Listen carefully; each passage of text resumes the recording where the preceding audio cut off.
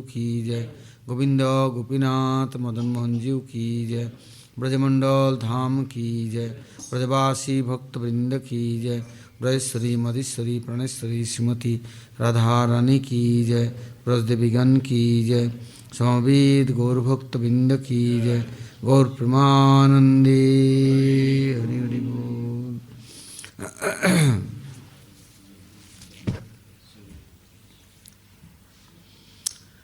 अभी तक हम लोग वृंदावन धाम में वैष्णवों के भक्तों के कृपा आशीर्वाद लाभ कैसे करेंगे, उसके लिए जो शास्त्र का निर्देश है केवल श्रवण कीर्तन ही मूल है। यदि भक्तों के गुणावली कीर्तन और श्रवण किया जाए, स्मरण किया जाए, शीघ्र ही उनका साधन में साधन फलीभूत होता है और आगे उन्नति के मार्ग में प्रवेश करते हैं।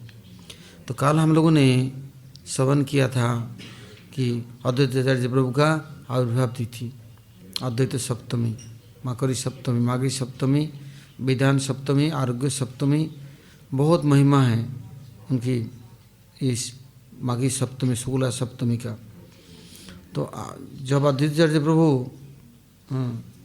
कुबेर पंडित के घर में कमलाक्ष के नाम से परिचित होकर के आविर्भूत हुए, तब धीरे धीरे सब हरिदास ठाकुर या भक्तमंडली, माधवेंद्र पुरीपाद, ईश्वरपुरी, समस्त विद्यापति, यहाँ तक कि दक्षिणपति तीर्थ, सभी उनसे धीरे धीरे करके मिलने लगे। तो अद्वैताचार्य प्रभु कुछ समय बाद शांतिपुर से वो सब तीर्थ यात्रा करने के लिए निकले। करते करते पूरा भारतवर्ष के सब तीर्थ भ्रमण करके जब वृंदावन में आए, तो वृंदावन में देखा, जितने पूरा भारतवर्ष में भ्रमण किया तो सब तीर्थों में, सब जगह में देखा माधवेंद्र पुरीपाद जी के आश्रित जन विराजमान हैं। कैसे भक्तिलता के बीज को उन्होंने प्रदान किया, भारतवर्ष के कोने कोने में कोई स्थान नहीं छोड़ा, सब जगह में उनके आश्रित जन शिष्यजन हैं और सभी भक्ति के, शुद्ध भक्ति के अनुष्ठान वो लोग पालन करते हैं। जब वृंदावन आए, मथुरा ब्रजमंडल 84 कोष यात्रा करने लगे, तो भ्रमण करते करते जब मथुरा आए तो उनको मदन गोपाल शिव विग्रह उनको प्रदान किया सब ब्राह्मण समाज ने, विशेष करके चतुर्वेदी, द्विवेदी, त्रिवेदी और जितने ब्राह्मण समाज था उनके प्रति इतना आकृष्ट और प्रभावित हुए कि, क्योंकि ब्राह्मणों की स्वाभाविक एक वृत्ति है कि भगवान के कथा कीर्तन के लिए उनके अंदर स्वाभाविक प्रवृत्ति रहती है। तो जब अद्वैताचार्य प्रभु किसी भी स्थान पर गमनागमन करते थे, वहाँ बिना भगवत कथा कीर्तन के, भक्ति के, शुद्ध भक्ति के उपासना के अलावा और कुछ नहीं करते। तो उसके द्वारा बहुत प्रभावित होकर के वहाँ के लोगों ने मदन गोपाल शिव विग्रह उनको दी। तो वृंदावन आए तो मदन गोपाल यहाँ पास में ही मदन मोहन मंदिर के नीचे ही वहाँ अद्वैत भट्ट है, वहाँ पर उन्होंने किसी ब्रजवासी के घर में विग्रह को देखे और उनके सेवा पूजा का परिपाटी उनको शिक्षा दिया। क्योंकि एक होता है वैदिक मार्ग के अर्चन मार्ग, मंत्र उपासना, और एक होता है सारस्य की उपासना जो राग मार्ग प्रेममयी सेवा। यदि किसी के अंदर प्रेम नहीं, प्रीति नहीं है, तो सूखे रुखे लकड़ में रस नहीं है, तो उसके द्वारा उसको कौन स्वीकार कर ग्रहण करेगा। केवल नियम के अनुযায়ী मंदिर खोल दिया, बंद कर दिया, तार लगा दिया, क्योंकि यदि विग्रह भाग जाए तो कोई चोरी कर ले जाए, विग्रह में शक्ति नहीं अपनी रक्षा करने की। और वो उनके लिए यदि मैं भोग राग नहीं दूंगा तो कैसे होगा, इसलिए मैं जो कुछ करूँगा। हाँ, किंतु प्रेमी भक्तों का नियम ऐसा नहीं होता है और रागमार्ग का उपासना ऐसा नहीं होता है। तो अद्वैत प्रभु यहाँ पर ब्रज में मदन गोपाल की सेवा परिपाटी, हाँ, सबको सिखाया। इसके बाद ब्रजमंडल परिक्रमा करके जब जाने लगे, हाँ, उस समय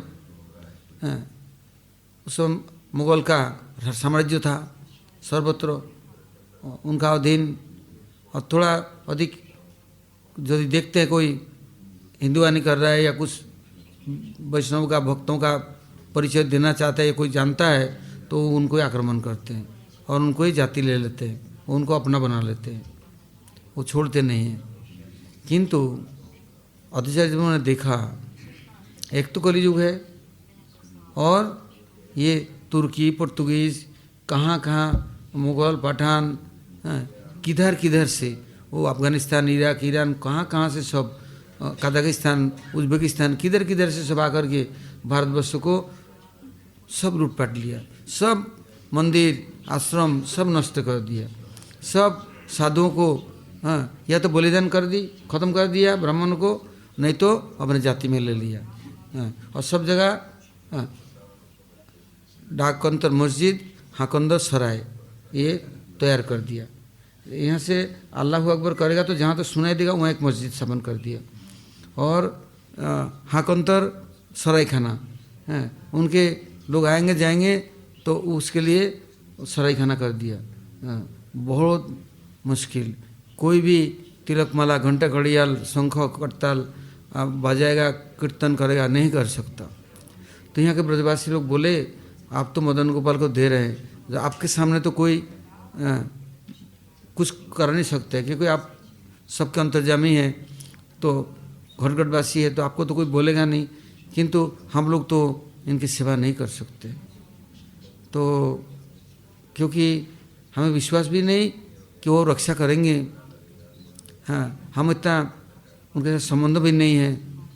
तो उन्होंने फिर मदन गोपाल को लेके चल दिया जहाँ जहाँ, क्योंकि पैदल यात्रा जहाँ जहाँ जाते वहीं रात्रि को विश्राम करते, वहीं हरि कथा कीर्तन मदन गोपाल का भोग राग करते करते करते करते पूरा शांतिपुर पहुँचे। शांतिपुर जाते ही जब खबर पड़ा सब तरह से महाराज से लेके सभी स्वागत करने के लिए उनको आया। तो जब मदन गोपाल की उपासना प्रतिदिन उनके निकट कथा कीर्तन और महाप्रसाद सब कुछ व्यवस्था किया, क्योंकि उनकी इच्छा थी अपने आप सब कुछ प्रकट होना था। किंतु अब जब देश दुनिया की अवस्था देखा तो उन्होंने मदन गोपाल से पूछा अब कैसे बेधर्मियों से पार पिया जाए और कली के हत जीव इनको कैसे उपकार किया जाए, कौन से उपाय करे। तब मदन गोपाल की इच्छा थी और उन्हें क्या आदेश दिया, यहाँ से चलो गंगा किनारे जहाँ पर 9 द्वीप है वहाँ पर जाकर के अपना आश्रम और स्थान प्रकाश करना है। सब भक्त मंडली आएंगे और उनकी सुरक्षा, उनकी समस्त सेवा परिपाटी और उनके साथ भगवत कथा कीर्तन और वहाँ से प्रचार प्रसार सब कुछ कर सकते हैं। फिर अद्वैताचार्य प्रभु सब कुछ छोड़ छाड़ करके यहाँ पर नवद्वीप मायापुर में आकर के उन्होंने अपना स्थान बना लिया। कैसे स्थान बनाया, समस्त तुलसी मंडप, क्योंकि नवद्वीप धाम में वो खेत खलिहान में बीज देने की भी ज़रूरत नहीं और न कोई घास लगाने की ज़रूरत है न पेड़ लगाने की ज़रूरत है, क्योंकि वो ऐसे भूमि है वहाँ सब कुछ उपजते हैं अपने आप हरा भरा सुंदर फूल फलों से लदे हुए हैं। हैं, वो धाम ऐसे हैं स्वयं चिंतामणि स्वरूप। कहते हैं जय नवद्वीप नवप्रदीप स्वभाव पाषंड गजैक सिंह, श्री कृष्ण चैतन्य शरीरधारी कृपा मुदिर्ज भगवान मुरारी।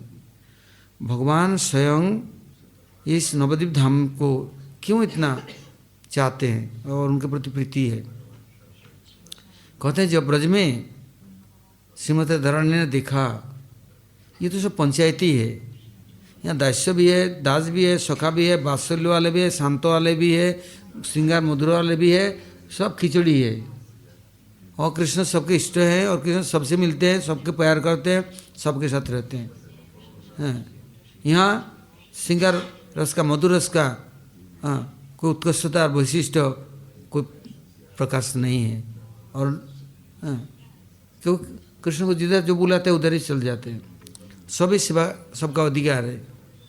तो राधा रानी कहती है अब मैं अपना स्थान धाम मैं अपने प्रकाश करूँगा, मैं अब कृष्ण की तरफ देखूंगा भी नहीं, इंतजार नहीं करूँगा। उनके मन है तो आए, नहीं आए तो मत आओ।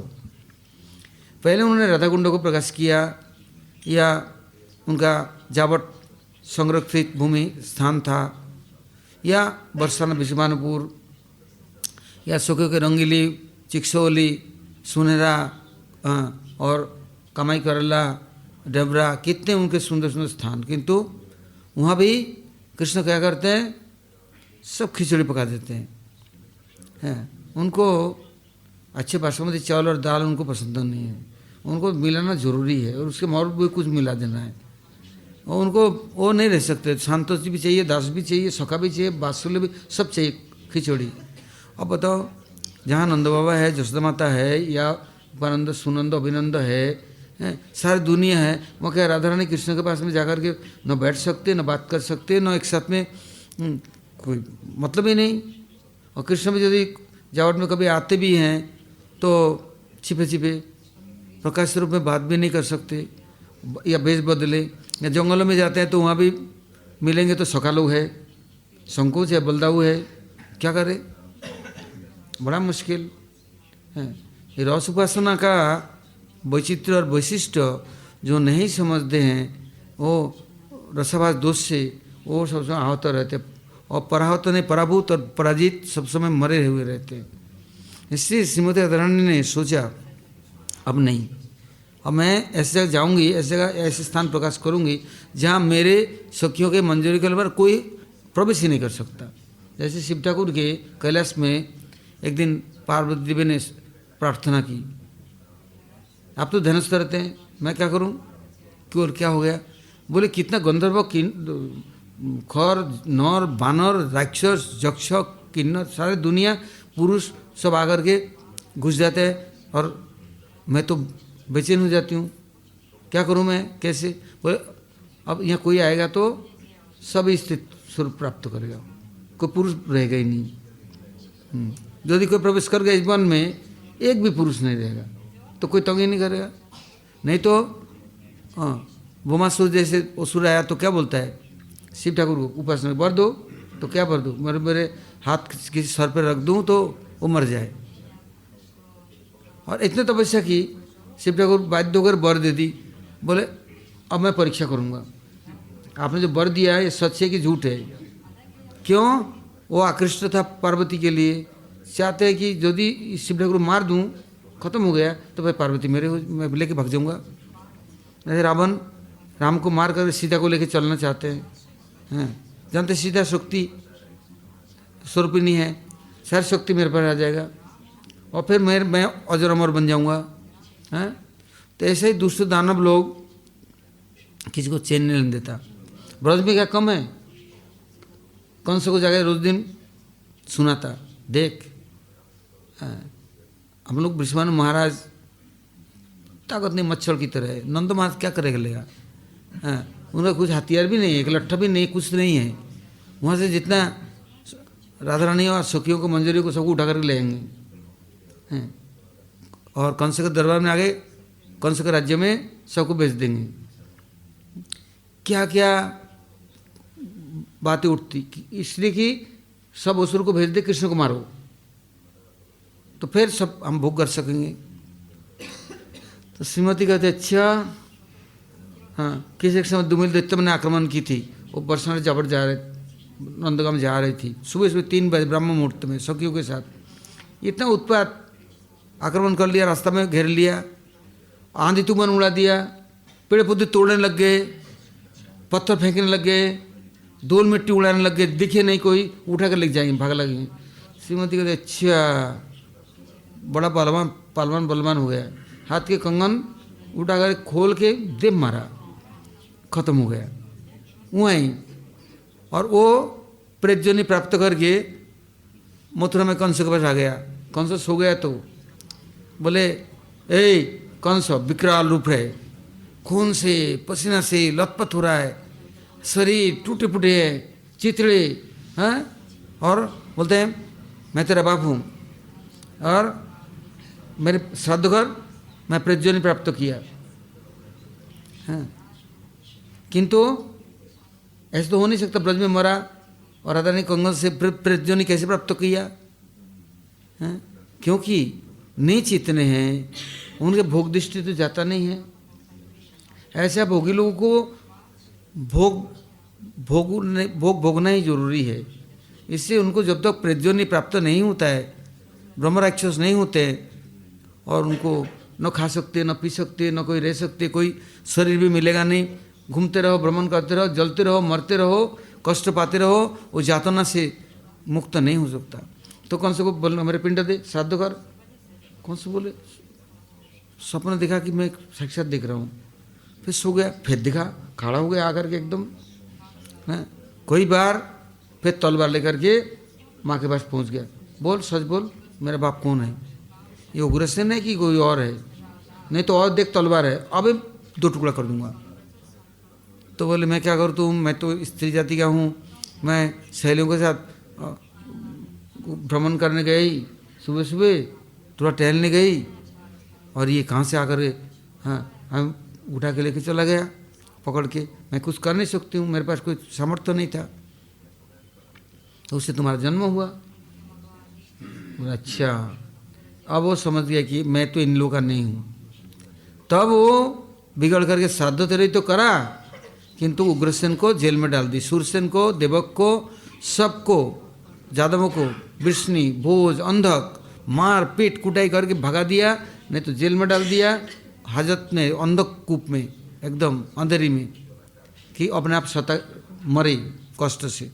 और उस समय वो क्या किया, खुद राजा बन के बैठ गया, और जितना असुर दानव राक्षस सबको बुला लिया, सबसे दोस्ती कर ली, क्योंकि उसके तालमेल उनसे ही होता है, दानव मानव से नहीं मिलता। राक्षस हैं, हमारे ज्योतिष में कहते हैं, राक्षसगण यदि कोई होगा ना, तो कोई नरगण से मिलेगा नहीं, वो खा जाएगा नर को, रिश्ता करने से भी मार देगा, खा जाएगा उसको। देवताओं से भिड़ेगा तो, किंतु पार नहीं पाता है, कभी ये जीतता है कभी वो जीतता है, तो चलो रिश्ता हो सकता है। और राक्षस में तो बढ़िया हो जाएगा, राज्योटोक होगा। तो हम लोग शुरू से देखा, और अभी भी हम देखते रहते आंखों से, कैसे कैसा होता है, पाला पड़ता है। तो वो अद्वैताचार्य प्रभु मदन गोपाल से कर क्यों नवद्वीप जाना है, तो इसलिए वो श्रीमती राधारानी नाराज होकर के और सब सखियों को मंजरी को लेकर के आकर के यहाँ अपना स्थान बनाया, सुंदर नवद्वीप बनाया, और एक एक सखियों का एक द्वीप है, राधारानी का बीच में है, चारों ऐसे हैं कि गंगा के उस तरफ है और इस तरफ 4 4 8 है, और बीच में राधावन, ब्रह्मपुर, गोपालपुर, अंतरद्वीप, जहाँ पर ब्रह्मा जी आकर के आराधना किया था, इतना तपस्या किया था, कि उनको श्रीमती राधारानी की कृपा मिली, शक्ति उपासना की। तो कहते हैं वहाँ चलो, यहाँ तो कि शिव ठाकुर, पार्वती देवी स्वयं आई, तो पार्वती देवी ने अपना माथे में सिंदूर लगाती है, सुहागिन, तो वहाँ के रज को लेकर के अपने सुहाग को भरा और मांग भरा, तो इसलिए उस स्थान का नाम सीमंतनी द्वीप बन गया। सीमंत में अपना गुलाल लगाया, चरण धूलि को। शिव ठाकुर आकर के रुद्रद्वीप में खुद भगवान की उपासना शुरू कर दी, भगवती का। तो ये सब मदन गोपाल ने जब उनको कहा तो आकर के आश्रम तो बनाया। अब क्या दिखा, यहाँ पर एकांतिक हैं, सब श्रीमती राधा रानी के फॉलोअर से, और कोई है नहीं। अच्छा, अब राधा रानी को कृष्ण जब द्वारका चले गए हैं, और तो श्रीमती राधा रानी जब यहाँ पर आकर के नवद्वीप में हैं बस प्रवेश कर गई, किंतु उनको देखा क्या, ब्रज में कृष्ण ने बंसी छोड़ दी, हाँ, मोरपंख छोड़ दी। हाँ, अब ये धीरे धीरे करके जमुना जी होकर के प्रयागराज में गंगा जी में आए, और गंगा जी में जमुना जी सरस्वती मिल के फिर ये प्रवाहित होकर के आ रहे हैं, और कृष्ण के बंसी, मुरली, बेनू, हाँ, रंगिनी, मोहिनी, जोगिनी, कितने सारे हैं, सब पोटली बांध के सब गंगा जमुना जी में छोड़ दिया, और जमुना जी लेकर गंगा जी के साथ मिल करके सब लेकर के आ रहे हैं। उस समय जब नवद्वीप धाम में आए, मायापुर के पास, वो बंसी सोचने लगा मैं समुद्र में जाऊं, मेरा विसर्जन हो जाएगा, मेरा तो कोई गति नहीं। ओहो, वो सोचने लगे यदि मैं कृष्ण के पास नहीं होता तो शायद मेरे को कोई त्यागता नहीं। कृष्ण के पास होने से कृष्ण ने मेरे को त्याग दिया, यदि मैं राधा रानी के पास होते तो मेरे को त्याग नहीं देते कभी, कि वो किसी को त्याग नहीं दिया। इन्होंने कितना बंसी चोरी कर ली, कृष्ण ने लड़ भीड़ करके, युद्ध करके, संग्राम करके, छल चातुरी करके बंसी को अपना छीन लिया राधा रानी से। बंसी श्रीमती राधा रानी के पास रहना चाहती है, आना चाहते हैं, किंतु कृष्ण ले लेते। अब कृष्ण खुद ही छोड़ के भाग गए।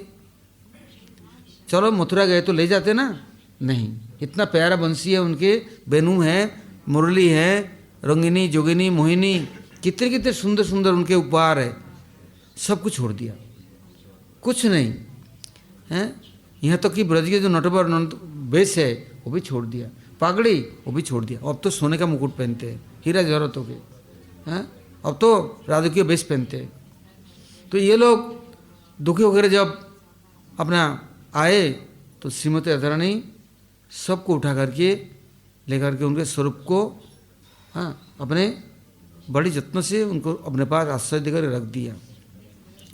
तो वो कहते हैं मदन गोपाल, मैं बड़ा शर्मिंदा हूँ, मैं कैसे जाऊँ वहाँ, मैं वहाँ जाने लायक नहीं हूँ, क्योंकि मैंने एक तो ब्रज को छोड़ा, एक तो सब कुछ छोड़ दिया, यहाँ तक कि जो कुछ मेरे को मिला उपहार वो भी मैंने अपने साथ नहीं रखा।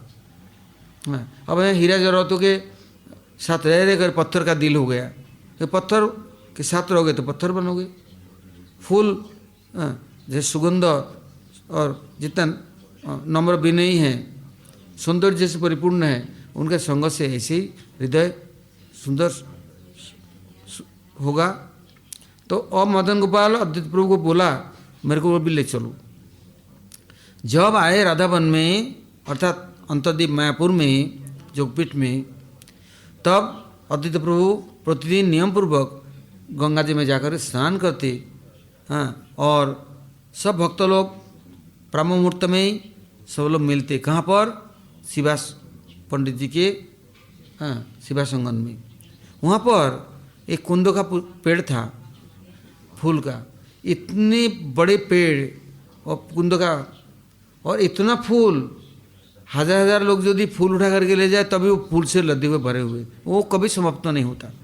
और जब वो फूल लेने आते आपस में वो लोग बातचीत करते, और सत्संग की बात, अद्वैत प्रभु का आगे का कथा कीर्तन कैसा प्रोग्राम होगा, सब कुछ वहाँ बातचीत होता। अद्वैत प्रभु ऐसे तपस्या करते, प्रतिदिन तुलसी और चंदन शालिग्राम को देते, फिर तुलसियों को लेके गंगा जी को समर्पण करते। तो अब क्या सची माता जगन्नाथ मिश्र के घर था ऊपर और अद्वैत भवन नीचे, तो गंगा जी का स्रोत नीचे की तरफ ही तो जाएगा। और ये जब फूल और चंदन तुलसी गंगा जी समर्पण करते, वो उल्टा बह के उल्टा आ जाता। उस समय सची माता रोज़ दिन स्नान करने जाती, क्योंकि जल ले आना है और अभिषेक करना है, अर्चन करना है, विग्रहों की सेवा करना है, रसोईवास करना है। हम लोग के जीवन में हम लोगों ने कभी नहीं देखा कि कोई ये सब टैप है या हाथ बोरिंग है, मशीन है। कहीं एक आध कुएँ होते थे, एक गांव में बड़े बड़े कुएँ, सभी लोग उसमें से पानी लेते। छोटे जात निज जात के एक अलग कुआं होता था। मीठा पानी सब जगह, और नहीं तो सभी तालाब का पानी, नहीं तो उसका गंगा जी का। गंगा किनारे कोई भी दूसरा पानी व्यवहार नहीं करते, रसोईवास में भी, पीने में, सब। हम भी जब मथुरा आए थे, जमुना जी इतना स्वच्छ जल था, हम प्रतिदिन उसी जल लाते, तो उसी से रसोई बास, ठाकुर जी अर्चन, अभिषेक सभी होता था। हाँ, कभी हम लोग दूसरा पानी व्यवहार किया नहीं। हाँ, पीने में भी पास में कुआं था, उसमें से ले आते, और उसके बिना रसोई सुंदर होता भी नहीं था। तो उस समय तो 500 साल 550 साल पहले स्वाभाविक था। तो सची माता प्रतिदिन स्नान करने जाती, और ये तुलसी उल्टा बह के आके उनके चारों तरफ परिक्रमा करके उनके कपड़े में चिपक जाते। वो छुड़ाने की कोशिश करे, छूटे नहीं। उनके पिताश्री नीलाम्बर चक्रवर्ती, उससे भी ऊपर वो बल्लाल दिघी के पास उनका घर था। तो और वो बड़ा ज्योतिषी, सबसे ज्योतिष सम्राट। तो उनके पास जाकर के पूछा, कहाँ से एक जोगी आया, बड़े बड़े जटाजूटधारी और दिव्य लंबे चौड़े, और उनके अनुयायी हजारों लाखों, और दिन भर कथा कीर्तन करता है, और सारा लोग उनके अनुयायी है, और कोई अब डरते डरते नहीं है, और उनको कोई घबराहट नहीं है, और वो पूजा पाठ करता है। और वो तुलसी गंगा जी में जब चढ़ाते हैं नीचे, और वो सब उल्टा स्रोत में उल्टा आता है, और मैं ऊपर नहाती हूँ, आकर मेरे को चारों तरफ घूमते हैं, और मेरे कपड़े में चिपक जाते हैं, और मेरे एक एक करके 9 कन्याएं हुई, सब समाप्त हो गए। अभी मेरे गर्भ में संतान है, पता नहीं कौन आएगा, किंतु अब तो ये तुलसी फूल मेरे शरीर में चिपक जाता है, पेट में आके चिपक जाता है, और मैं क्या करूं? तो बोले अच्छा मैं देखता हूं। उन्होंने देखा कि तुम डरो मत, चिंता मत करो, जो कुछ हो गया हो गया। अब जो आने वाला है ये कोई महापुरुष आएंगे, और ये जो चंदन तुलसी देता है ये जोगी, ये साधारण जोगी नहीं है, इनके अंदर में बहुत सामर्थ्य है। वो पूजा करता है और देखता है, और जो समर्पण करते हैं भगवान उसको स्वीकार कर लेते हैं। और वो ऐसे गर्जन करते हैं, मैं तब अद्वितीय सिंह हूँ जब मैं प्रभु को जगत में अवतीर्ण कराऊंगा, तब मेरा नाम अद्वितीय सिंह है। ऐसे दहाड़ते हैं, ऐसे शोर मचाते हैं, चित्कार करते हैं कि 10-20 गांव नहीं, वो अनंत ब्रह्मांड भी इकट्ठा हो जाएगा, फट जाएगा। वो वज्रपात होने से, वज्र का शब्द से लोग घबराते हैं, इनके शब्द से लोग घबराते नहीं हैं, किंतु शब्द समस्त हृदय को विदीर्ण करके अंदर आत्मा में प्रवेश कर जाता है। बड़ा कठिन है ये जोगी। अब जितने वहाँ पर हुसैन शाह बादशाह के काजी उजीर नाजिर थे, वहाँ के कोई भी इनसे पालन नहीं देते, डरते, घबरा जाते। उनके हुंकार गर्जन सुन करके ही जब से शांतिपुर से आए तब से कोई कुछ बोलबाला नहीं रहा, शांत। अब शिवास पंडित चारों भाई मिलकर के दिन रात कीर्तन करते। वहाँ के ब्राह्मण लोग बिगड़ गए, रात भर सुनने नहीं देता है, कीर्तन करता है, चातुर्मास्य है, हरि शयन में गया है, अब हरि को जगा दिया तो हरि महाप्रलय कर देगा। इस समय शयन एकादशी में शयन में आया, और ये जोर जोर से चिल्लाता है, रात भर सोने नहीं देता, हम लोग को भी नहीं सोने देता, और न हरि को सोने देता है। हरि क्या बहरा है, गूंगे हैं क्या, सुनते नहीं है क्या? जब करना है, मंत्र करना है, धीरे धीरे करो, शांति से करो, ध्यान करो, और रात भर क्यों कीर्तन करता है? तंत्र मंत्र करके अप्सरा को बुलाता है और नाचता है, गाता है, भोग करता है। और हम इसके घर उखाड़ करके फेंक करके जमुना में फेंक, गंगा में फेंक दूंगा। इसको देखा कुछ नहीं कर सकता। मांस मदिरा ला कर घर के दरवाजे में रख दिया, रात भर खड़े रहे, दरवाजा पीटे तो खुले नहीं कोई। अब क्या किया, मुसलमान काजी के पास जाकर के शिकायत कर दी, ये हिंदुआनी करता है। हाँ, हम तो साल में एक बार ढाकढोल पीटते हैं, देवी मैया की पूजा करते हैं नवरात्रि में, और ये तो 10 रात्रि नहीं सारा रात करता है। तो आप इसके लिए कुछ बोलते नहीं है? बस वो लोग उनको आक्रमण करने के लिए तैयार हो गया। अद्वैत प्रभु बोलते हैं कोई चिंता की बात नहीं है, डरने की कोई बात नहीं है। अभी प्रभु को मैं अभी शिकायत करता हूँ, बुलाता हूँ, और प्रभु आएंगे ना तो देश भर में कोई म्लेच्छ जवन रहेगा ही नहीं। प्रभु सबको सुधार देंगे, चित्त बदल देंगे। हम बुलाते हैं किंतु गर्जन करते हैं, उत्पात करते हैं, और बोलते हैं अब देर नहीं, आएंगे। किंतु उस समय पहले विश्वरूप प्रभु आए। जब विश्वरूप प्रभु आए, बचपन से ही कहीं नहीं अद्वैत भवन में पहुंच जाते, ज़्यादा दूरी नहीं, वहीं पहुंच जाते। सारा दिन वहीं रहते और खेलना नहीं, शांत प्रशांत होके सीता ठाकुरानी उनको सब देखभाल करती, प्रसाद खिलाना, सब कुछ करना। और धीरे धीरे वहाँ गीता भागवत सब सुना, पढ़ा, सीखा, और खुद भी कुछ दिनों में कथा कीर्तन करने लग गया। सब लोग बड़े प्रसन्न, भूल गए दुख और दारिद्रता, भूल गए कष्ट और कुछ सब कुछ इनके दिव्य दर्शन से। इसके बाद में कुछ समय के बाद जब महाप्रभु आए ये फाल्गुनी पूर्णिमा में, बस क्या दिव्य शंख घंटा घड़ियाल अपने आप बजने लग गया। और सब लोग गंगा जी ग्रहण के समय, ऐसा ग्रहण सब गंगा जी स्नान करने आ रहे हैं और सब लोग हरिनाम कर रहे हैं। और प्रभु बोले अब जीतनु मोई बोले हुंकारे, मैं जीत गया और नाचने लग गया ऐसे जोर से। सब लोग बोले क्या महाप्रलय हो रहा है क्या, ग्रहण के समय पृथ्वी ध्वंस हो जाएगा शायद।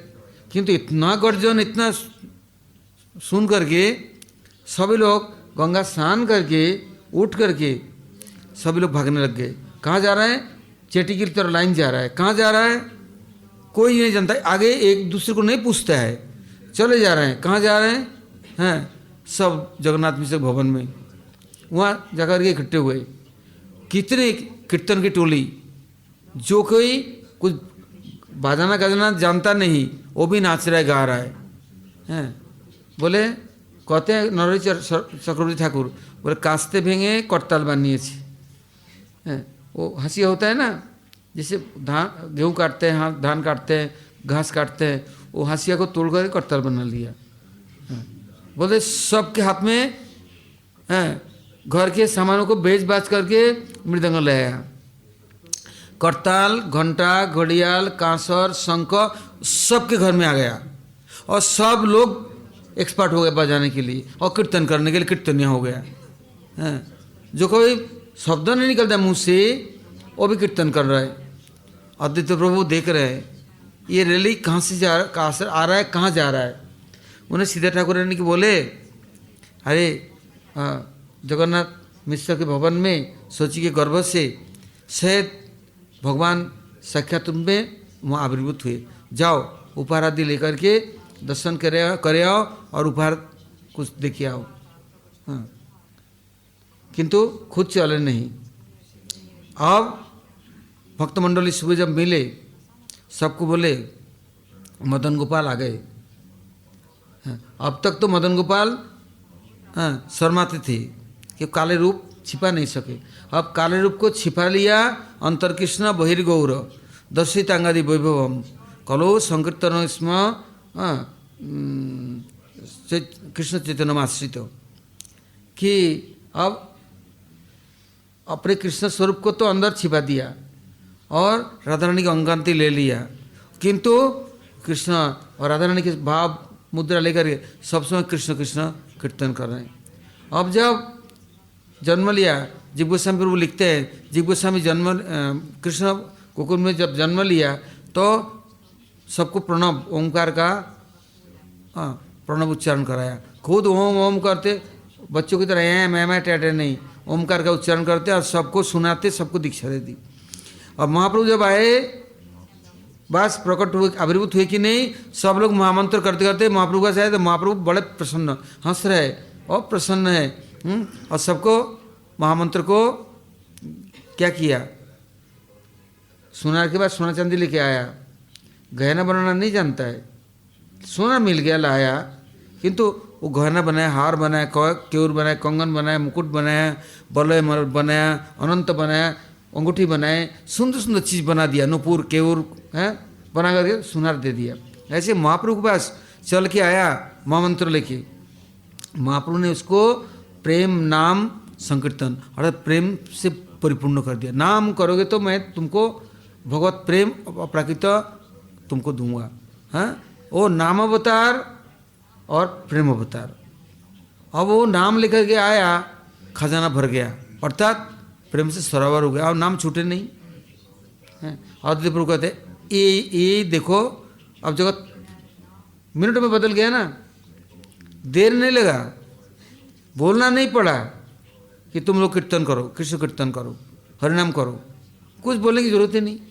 बस आए कि नहीं, बस शुरू हो गया। अब दिन रात 24 घंटा सारे देवता लोग, सब दानव मानव सब आने लग गया। तो सची माता कहती है घर में तो कोई है नहीं, सामान सब गिरा हुआ है, फैला हुआ है, ये तो छोटे से बालक है, अभी तो उठ भी नहीं सकता, हिल भी नहीं सकता। शायद कोई दानव लोग आते हैं, राक्षस भूत प्रेत आता है हमारे बच्चे का अनिष्ट करने। इसके लिए नीलम चक्रवर्ती को बुलाया कि आप कुछ रक्षा कवच कर दो, मंत्र तंत्र कर दो सुरक्षा के लिए, और नहीं तो ये जटाधारी है, ये आया हुआ है, यही कुछ बैठे बैठे तंत्र मंत्र करते। हमारे एक बच्चे का तो ले लिया, अब ये बच्चे को इसको भी नहीं रहने देगा ये, हैं, ये तो महातांत्रिक है, जोगी है। इधर नीलम चक्रवर्ती हैं, मुस्कुराते हैं, हंसते हैं, कहते हैं ये तो विश्व विजयी, ये किसी के पास रहने वाला तो है नहीं, ये तो किसी के नहीं, सबके हैं। तो उधर अद्वैत प्रभु कुछ समय के बाद जब महाप्रभु थोड़ा चलने लगे, माँ ने कहा सची माता ने जाओ भैया को बुला के लाओ। दोपहर हो गया, आएगा प्रसाद पाएगा, हैं, वो घर नहीं आता, जब बुला के लाओ। तो अभी बोलना नहीं आता है, धीरे धीरे चल करके पहुँच गया, भैया को पकड़ लिया और खींच करके ला रहा है, चलो भैया चलो। किंतु अद्वैत प्रभु देख रहे हैं और देख करके इतना आकर्षित हो गए, बोले मेरे जीवन में मोह नाम का चीज़ हमारे पास नहीं था, ये मोह कैसे हो गया। ये बच्चे को आँख नहीं पलट सकते और आँख को बंद नहीं कर सकते, आँख को हटा नहीं सकते, ऐसा आकर्षित हो गया। उस समय आँख बंद करके ध्यान करेंगे वो भी नहीं कर सकते। उनका जो विग्रह मदन गोपाल देखते हैं, कभी तो देखते हैं महाप्रभु निमाई और कभी देखते हैं मदन गोपाल, कभी देखते हैं ये विशंबर है, गौरांग है। क्यों? गौरी के अंग तो ऊपर से हैं, उनके अंगांति ले रखा है, अंदर में तुम्हारा मदन गोपाल है। तो उन्होंने सोचा कुछ समय अपेक्षा करना चाहिए, जब तक मैं स्वतंत्र होकर के कुछ नहीं करूँगा, जब तक आदेश निर्देश नहीं होगा तब तक हम करेंगे तो उसका कुछ लाभ नहीं, हम जगत के लिए कुछ उपकार नहीं कर सकते। जब जैसे आदेश देंगे, जैसे इच्छा करेंगे, मैं ऐसे ही करूँगा, सब कुछ ठीक ठाक होगा। तो इसलिए अपना गीता भागवत जो वेद पुराण जैसे कीर्तन करते और उससे अधिक कर दिया, सब समय। जब महाप्रभु थोड़ा बड़ा हुआ, हाँ, कभी तरतीविप्र आया, कभी ईश्वरपुरी आए। एक दिन माधवेंद्रपुरी संग चल के आया, हाँ, तो अद्वैत भवन में ठहरा, तो उनको मंत्र दीक्षा दिया था। तो सची माता ने निमंत्रण दिया प्रसाद के लिए, हाँ, तो कहते हैं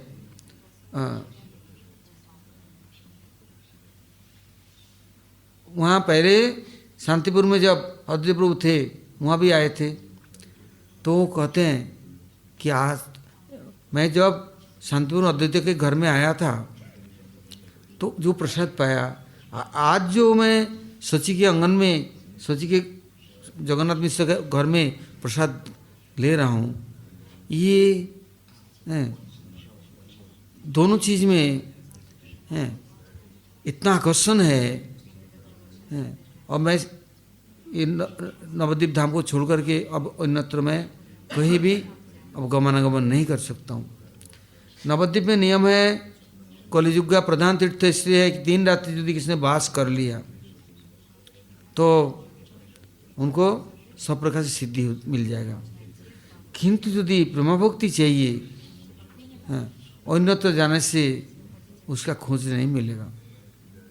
नवद्वीप में इच्छा किया कि मेरे को ब्रज में आना है, अवश्य आना है, जगन्नाथपुरी जाना है, अवश्य जाना है, मुझे कुछ और चीज़ सिद्धि चाहिए, वो खूब मिल जाएगा, सब चीज़ मिलेगा। किंतु जो प्रेमा भक्ति है, ब्रज भक्ति है, उसके लिए माधवेंद्र पुरीपाद अद्वैत प्रभु से कहते हैं, देखो यहाँ पर भगवान के स्वरूप शक्ति की आराधना का स्थान है। यदि उपासना करना है तो मंजरी भाव उपासना या सखियों की अनुगत्य करो तो राधा रानी के कृपा मिलेगा, हाँ, और ब्रज प्राप्ति होगा, हाँ, नित्य सेवा मिलेगा। फिर वहाँ उन्होंने सब वर्णन करना शुरू कर दी। महाप्रभु जी और बालक है, सुन रहे हैं बड़े गहराई से कि मेरा भी तो इच्छा है, प्रेम रस निर्जास करिता सदन, रागमार्ग भक्ति योग करिते प्रचारण, ये 2 कार्य हेतु लीलार उद्गम। तो मुझे तो सेतुद्वीप में बैठ करके प्रेम रस आस्वादन कर सकता, और किंतु राग भक्ति प्रचार तो नहीं हो सकता। अब मैं ये रागमय भक्ति, ब्रज भक्ति को प्रचार करूँगा, सबको सिखाऊंगा अनुरागमय उपासना, कैसे ब्रज उपासना होता है, और इसके बिना ब्रज में प्रवेश करने से ब्रज प्राप्ति नहीं होगा, ब्रज सेवा नहीं मिलेगा। तो उस समय माधवेंद्र पुरीपाद बोले, यहाँ से ही ये ब्रजभक्ति का प्रचार संचार और यहाँ से ही सर्वत्र वितरित होगा। अद्वैत प्रभु वहाँ पर माधवेंद्र पुरीपाद के निकट प्रार्थना किया। इतने में हरिदास ठाकुर आ गए और जितने भक्त धीरे धीरे धीरे धीरे करके सब आ गए। और महाप्रभु धीरे धीरे करके देख रहे हैं, इतना उद्यमी, इतना उद्दंड जिसकी कोई हिसाब नहीं। गंगा जी जाते हैं नहाने के लिए तो 6 घंटा 7 घंटा 8 घंटा 10 घंटा पानी के अंदर, और शांति से किसी कंधे में चढ़ जाएंगे और चढ़ करके उनको पानी के अंदर दबा देंगे। कोई नाक बंद करके जनेऊ लेके गायत्री जप कर रहा है, उसके मुंह में जा करके पानी भर के कूला करके उन कानों में डाल देंगे। और यदि स्नान कर उठ रहे तो रेती बालू लेकर उनको डाल देंगे सर के ऊपर।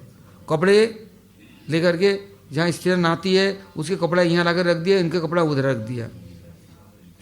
इतना तंग करते हैं सबको, कुछ सब डुबकी लगा के पैर पकड़ कर खींच के अंदर पानी में ले जाते हैं। किसी तरह शांति नहीं किसी को।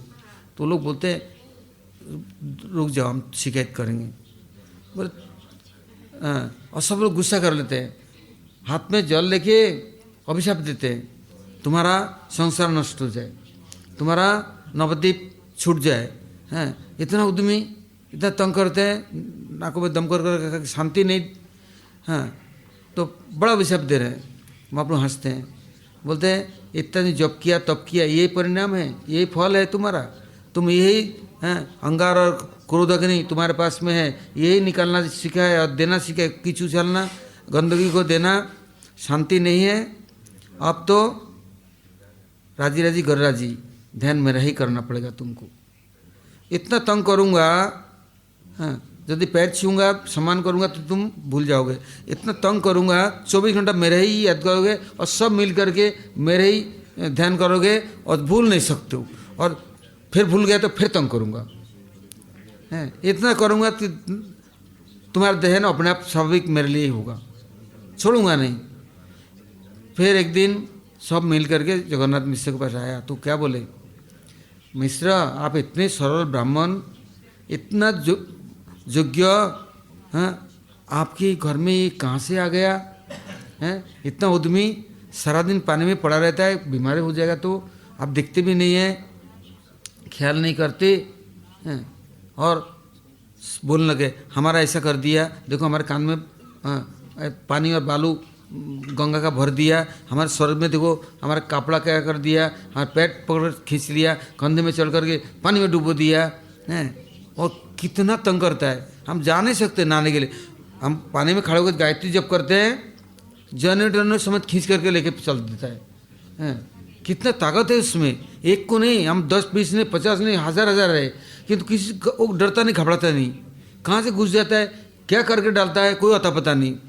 जगन्नाथ सोचा अच्छा ठीक है अभी मैं ठीक करता हूँ, ले लिया डंडा, बोले अब जा कर के हैं पकड़ करके अच्छा करके उसको शासन करूँ। बोले जगन्नाथ मिश्र ऐसा मत करो, मारो नहीं, नादान बालक है, अभी कोमल है, उसको मारने लायक नहीं, शासन करना चाहिए, ताड़न भत्सन करो किंतु मारो नहीं।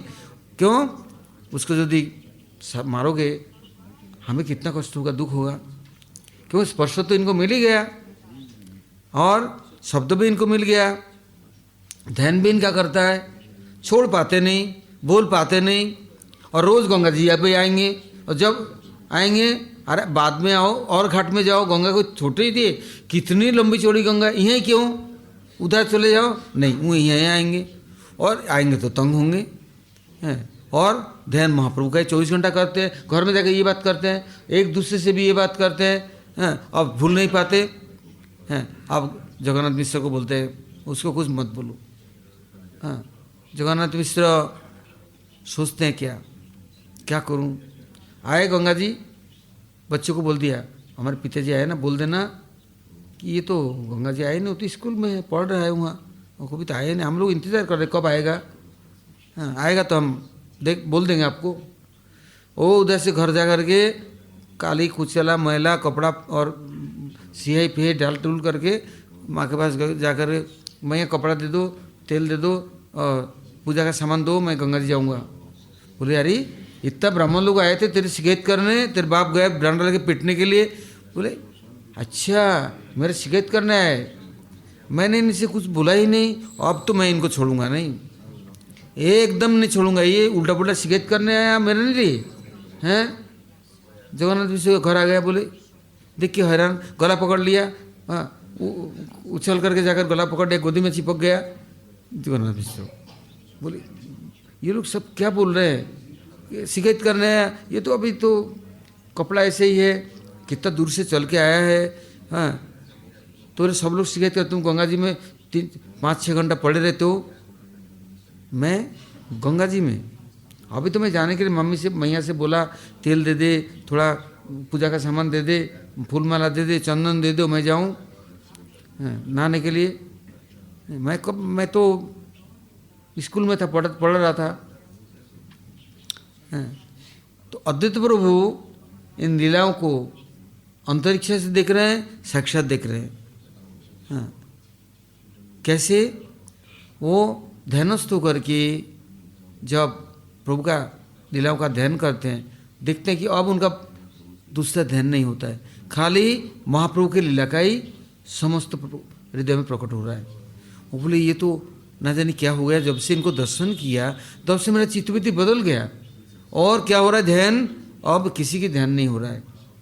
वो तुलसीदास जी कहते हैं, काम ही नारी प्यारी लोभी प्रिय जिमिदाम तिमी रघुनाथ निरंतर प्रिय लागो मोहि राम।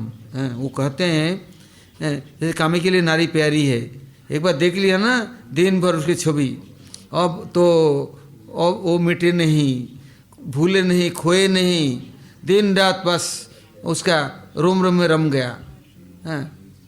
अब कैसे उतारे।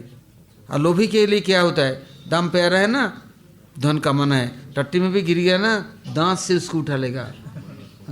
अब मक्खी बैठ गया गुड़ में, तो मेरा गुड़ को ले जाएगा, मक्खी को निचोड़ करके और गुड़ में मिला लेगा, चेटी को तो चेटा बना देगा, किसी को छोड़ेगा नहीं। दाम प्यारा है, हैं? तो कहते हैं ऐसे मेरा कब राम मेरा प्यारा होंगे। उधर सुखदेव गोस्वामी भी ऐसे बोलते हैं। तो अब अद्वैत प्रभु कहते हैं भाई शास्त्र तो एक तरफ है, अब तो ये आकर के कहाँ से इतना छोटा बालक, इतना उद्यमी, इतना चंचल, और सबको दिखता है, लंबे लंबे आंखें, ऐसे नज़र मिलेगा, हंसता है, मुस्कुराता है, निकल जाता है कि सब चोरी करके ले करके भग जाता है। अब तो हम अपने चित्त को लुटा के नहीं ला सकते और इनको निकाल नहीं पाते। खाए तो, सोए तो, बैठे तो, चले तो, रम गया और समा गया, अब निकाल नहीं सकते। और जब इनका ध्यान करता हूँ तो क्या होता है, ब्रज की किशोरियाँ और ब्रज के देवियाँ सब आकर के न जानी क्या क्या हमारे पास संदेशा भेजते हैं, क्या सुंदर सुंदर उपदेश देते हैं। इससे महाप्रभु के यदि स्मरण किया तो ब्रज के किशोर किशोरियाँ, ब्रजभूमि, ब्रज की नित्य सेवा अपने आप हृदय में स्फूर्ति होगा। इसलिए वहाँ कहते हैं वो गौरना में अपराधे विचार तो नहीं है, नाम ले प्रेम दे बहे सुधार। और कृष्णा में अपराध आश्रित विचार, कृष्ण नाम यदि करेंगे तो वहाँ अपराध का विचार है। नाम अपराध 10 प्रकार है कि महाप्रभु के नाम में विचार नहीं है। अपराधी अपराधियों को सोचते ही नहीं, अपराधी को ज़्यादा दया करना है, कृपा करना है। क्यों? वो तो साधन कर नहीं सकता। जो नालायक है, गरीब है, शैतान है, उसको ज़्यादा स्नेह करते हैं माँ बाप, क्योंकि जानते हैं इसका कुछ है नहीं, कुछ कर नहीं पाता है। और जो कर रहा है, खा रहा है, पी रहा, मस्त है, उसको लिए कौन पूछता है। जो साधन नहीं करता है कलियुग में, महाप्रभु उसके लिए नित्यानंद प्रभु पतित पावन उनके लिए जरूर कृपा करेंगे। तो अब वो देखते हैं कि महाप्रभु की सोचता हूँ, चिंता करता हूँ, सारे ब्रज की लीला हमारे स्फूर्ति हो जाता है। और मदन गोपाल को देख रहे हैं, बड़े प्रसन्न हैं। अब हम लोग कल सुनेंगे, आज तो बहुत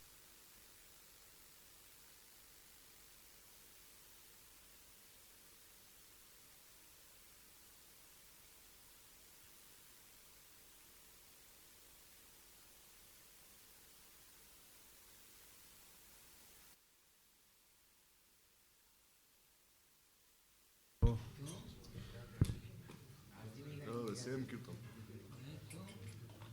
वो कह रहे हैं, जो शाम का जो आरती है वही कीर्तन पूछ रहे हैं।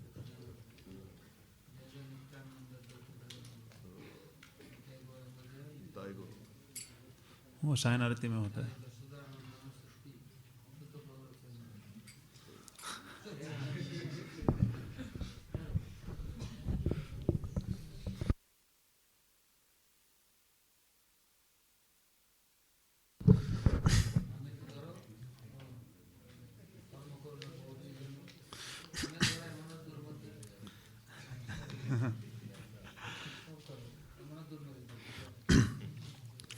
प्रभु है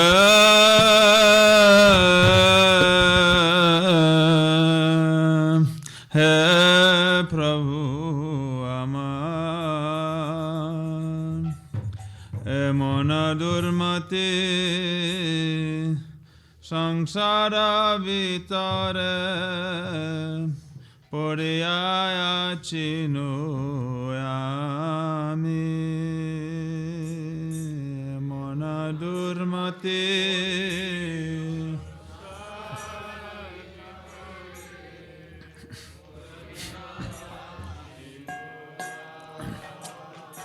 प्रभु है मन दुर्मति संसार ভিতরে পরিয়াছি আমি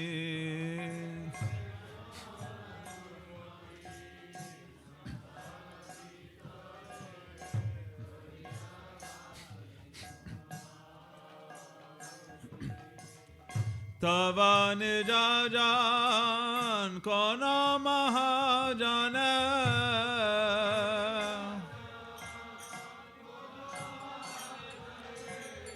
পাতাইয়া দিলে তুমি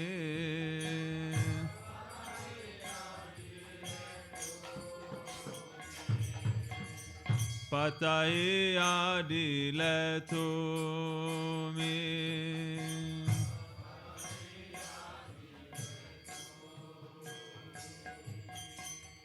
দয়া করি মরে পতিতা দেখিয়া কহিল আমারে গিয়া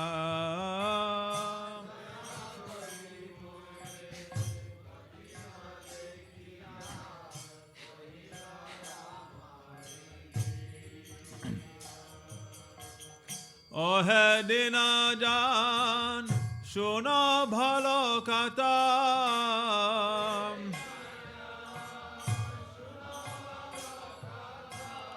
ওহে দিনা জান শোনো ভালো কথা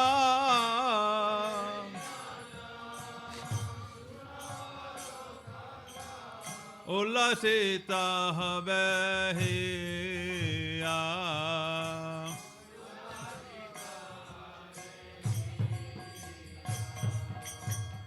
উল্লাসিত হবে হিয়া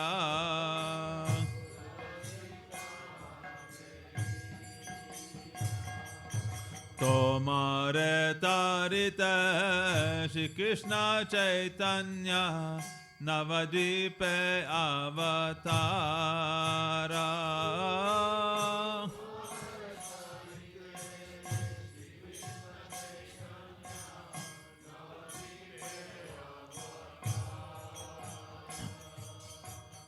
তোমাহেন কত দিনহীন জানে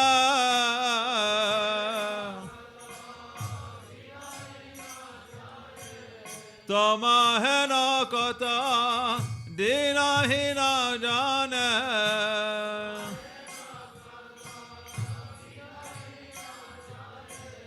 করিলেন ভব পারা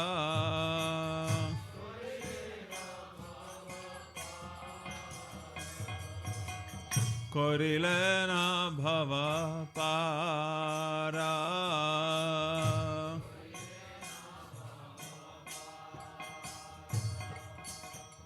বেদের প্রতিজ্ঞা রাখিবার তরে রুক্মবর্ণ বিপ্রসূতা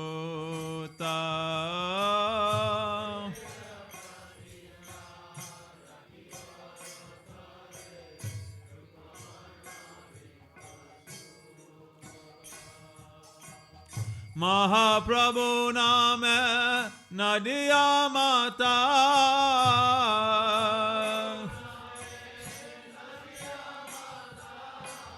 महाप्रभु नाम नदिया माता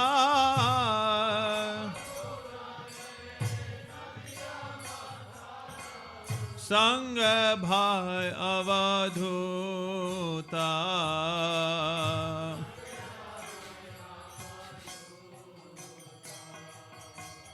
संग भाई अवधूता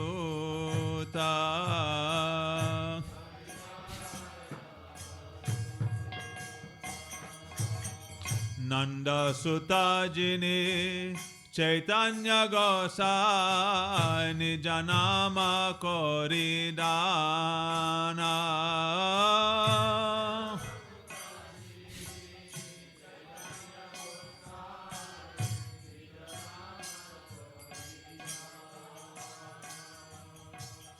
तारिल जगता तुम्हें आ जाया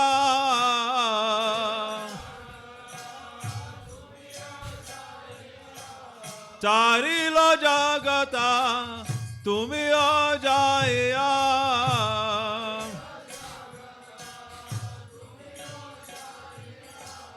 লহনে যা পরিত্রাণা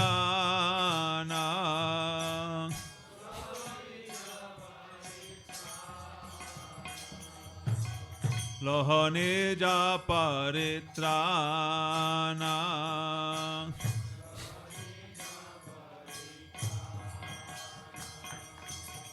সে কথা শুনিয়া আসিয়াছি না তোমার চরণ তালে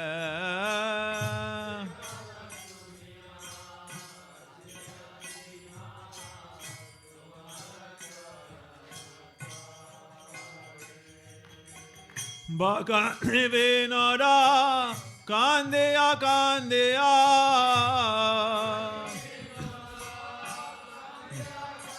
ঠাকুর বাকাতে বিনোরা কান্দিয়া কান্দিয়া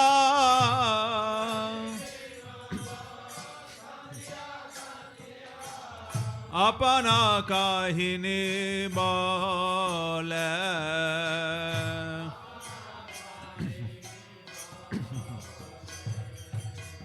अपना काहिनी बोले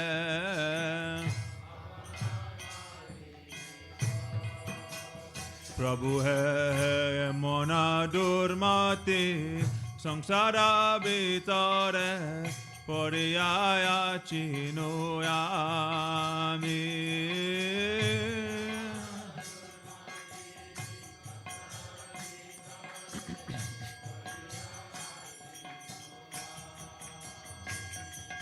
तावाने जाजान सुना तावाने जाजान कोना महाजाने तावाने जाजान कोना महाजाने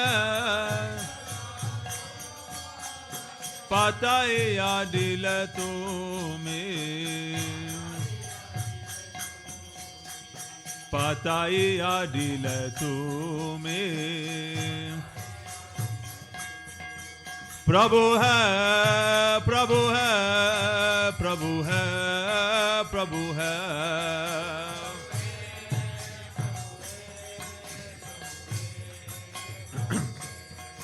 जय निताय गौरंग जय निताय गौरंग निताय गौरंग जय निताय गौरंग